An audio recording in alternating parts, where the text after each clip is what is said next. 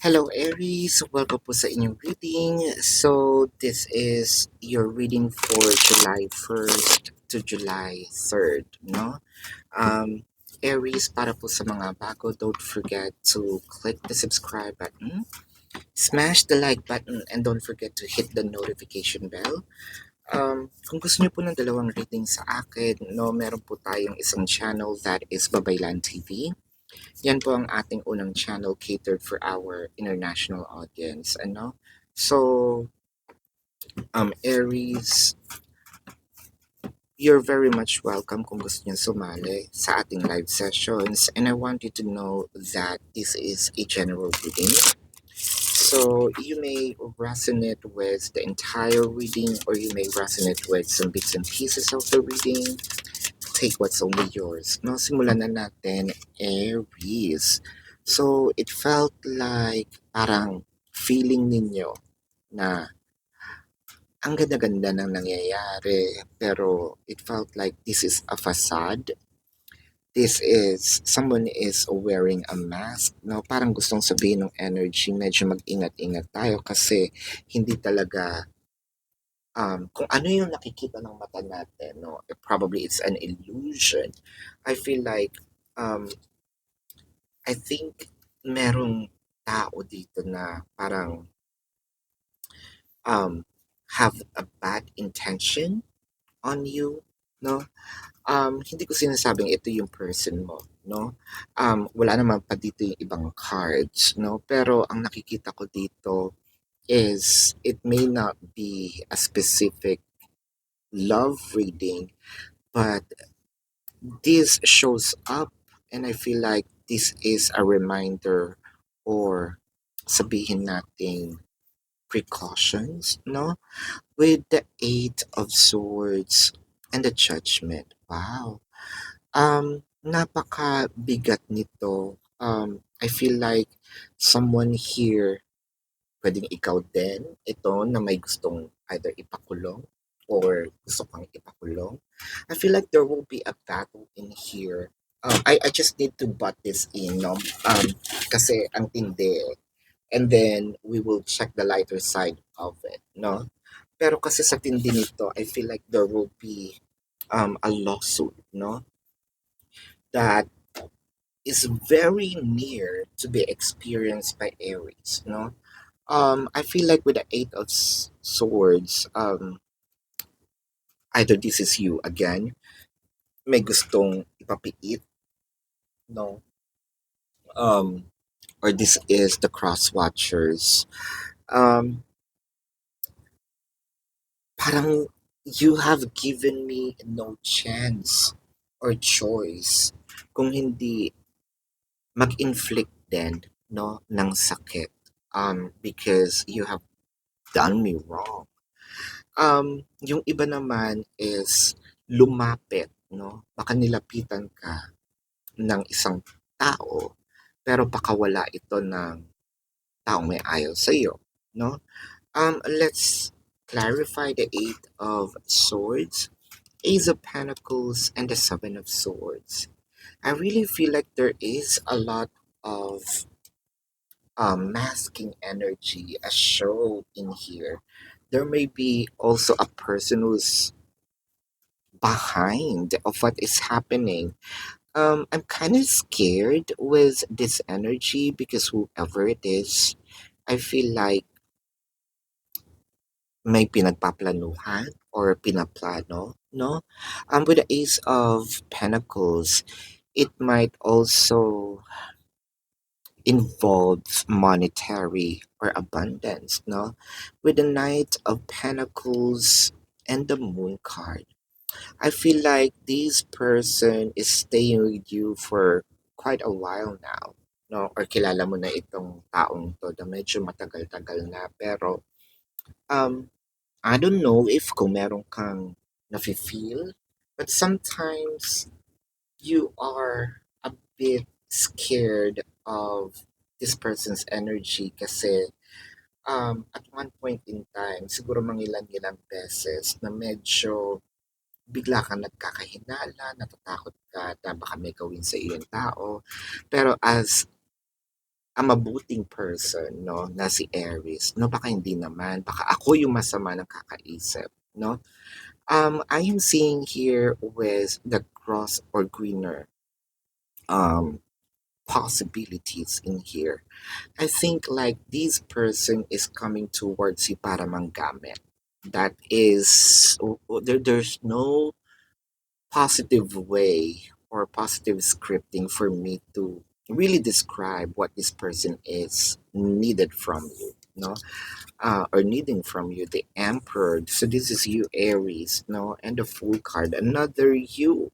So, you know what? Um, I feel like you have to play along um, gracefully, no, with the person. Um, Play along in a way that a child would play, but think of an emperor who can you cannot conquer, no, my kingdom. Um, it felt like itong taong to medyo sumusundot-sundot na ng mga um, kanyang mga plano. And I also feel like you are somewhat rejecting this person. Pwedeng sabihin natin intentionally, unintentionally. I think that you are also being guided. No, you keep you keep saying no, no to this person. Um, I feel like hindi ka tatantanan nitong taong ito, no, with the two of swords and the hermit. So the energy is giving me a message of kailangan mo nang i-cut ang iyong um, connection dito sa taong ito. The sooner, the better, no? There are certain ways on how you're gonna cut your connection with the person. And it kind of make me feel like you have to do it in the nicest way, or else I feel like this person, baka may gawin pa. With the Wheel of Fortune and the Page of Wands, I feel like may nakamanman, no, sa mga ginagawa mo. It could be your assets, no. You don't have to be wealthy, for this person get something from you. The bottom line here is this person has no good intentions but to bring you down. I think Aries, you're just surviving, no? All this person's doing. Pero wag tayong pakakampante na lagi tayong naisisave, no? Um, yeah, so let's check the energy of this person, no? It may be their sun sign or a placement in their chart. Leo, Virgo, um, Aries, baka kapwa Aries din ito, no? Sagittarius, Pisces, Capricorn, uh,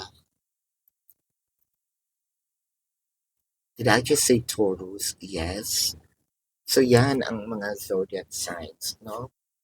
Um, Kakaiba ang iyong reading. So I would love to get one from this card. I think ikaw lang ang gagamitan ko nito, Aries, on this specific session.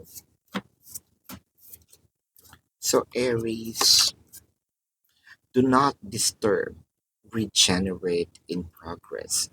So ang nakikita ko dito is more of wag na nating ipaalam, no? Ang mga transactions natin. Wag na nating ipaalam ang mga ginagawa natin in private. Lalo na when it comes to monetary, I feel like, yes, masarap i-share ang triumph, no? Ang victory with other people.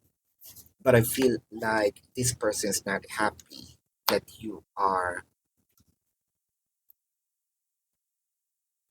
umaasenso or you're getting what you want, no? So this card is a message from your spirit guides, um, higher self, guardian angel, universe, whatever you want to call this entity or energy. Make today your new beginning. Try to leave any past mistakes in the past. Don't allow them to weigh your don't allow them to weigh you down any longer. Move forward today with confidence and knowing that you have a better and brighter days ahead.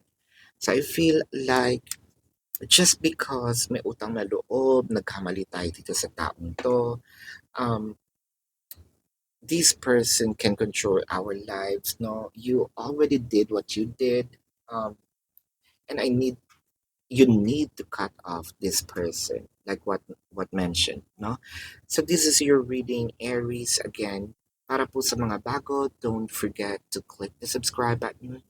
Smash the like button, comment below kung kayo po ay nakaka-resonate, and hit the notification bell. Kung gusto nyo pong sumali sa ating live sessions, nandun po yan sa kabilang channel, Babaylan TV. Meron din po tayong mga readings doon, so you may wanna check that out. Pwede naman din po kayong magtanong sa comment section as long as the question is answerable by yes or no. Pero kung feeling nyo hindi po kayo satisfy sa yes or no na sagot, meron naman po tayong link, no? Sa description box, there is a link. All you have to do is to either click the link or copy the link. You're gonna be routed to my website, no? Nandun po itong form natin. Nandun po yung information, how much is it, the QR codes, and mode of payment. I also have this promotion of 4 questions plus 1. So you may want to take advantage of it. And kung gusto nyo pong mag-avail ng ating private reading or ating personal reading, nandun din po siya sa description box. So love and light to you. Namaste and see you po sa susunod na reading. Goodbye.